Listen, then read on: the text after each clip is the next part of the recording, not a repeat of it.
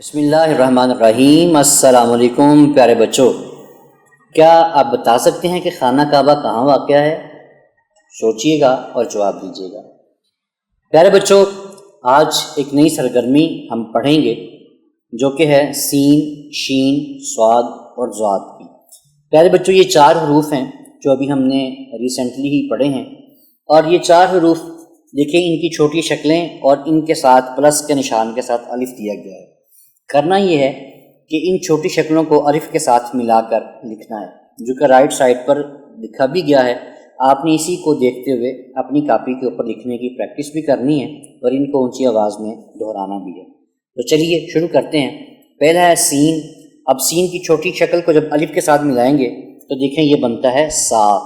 اسی طرح شین کو الف کے ساتھ ملائیں گے تو یہ بنتا ہے شا۔ اسی طرح سواد کی چھوٹی شکل کو الف کے ساتھ ملائیں گے تو یہ بنے گا سا، اور اسی طرح ضاد کی چھوٹی شکل کو جب الف کے ساتھ ملائیں گے تو یہ بنے گا زا۔ کیا بنے گا؟ زا۔ سب بچے اونچی آواز سے دہرائیں، سا، شا، سا، زا۔ شاباش۔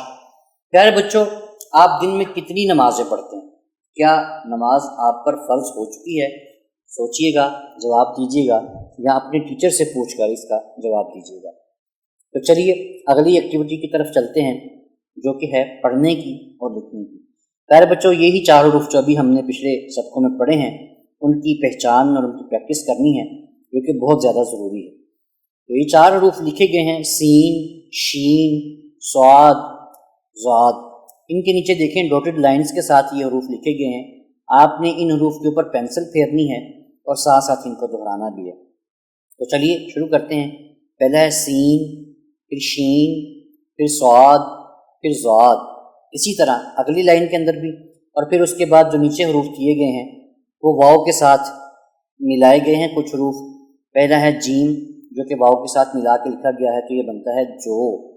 اگلا ہے چے، جو واؤ کے ساتھ ملا کے لکھا گیا تو یہ بنتا ہے چو۔ پھر ہے کو واؤ کے ساتھ ملا کر لکھا گیا تو یہ بنتا ہے ہو۔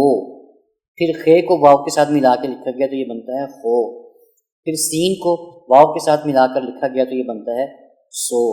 پیارے بچوں، یہ جتنے بھی حروف ہیں ان کو آپ نے ان ڈاٹڈ لائن کے اوپر پینسل بھی پھیرنی ہے اور ان کو اونچی آواز میں دہرانا بھی ہے۔ شاباش، زبردست۔ پیارے بچوں، آپ نے حروف کی چھوٹی اشکال کو ان الف کے ساتھ ملانے کی پریکٹس بھی کی ہے اور الفاظ کی پوری شکلوں کو لکھنے کی پریکٹس بھی کی ہے۔ پیارے بچوں، اگر آپ اسی طرح پریکٹس کرتے رہیں گے تو ایک دن آئے گا کہ آپ بہت زبردست اردو بولنے والے، اردو لکھنے والے قاری بن جائیں گے۔ شاباش۔ ملتے ہیں اگلے سبق میں ایک نئی ایکٹیویٹی کے ساتھ۔ اللہ حافظ۔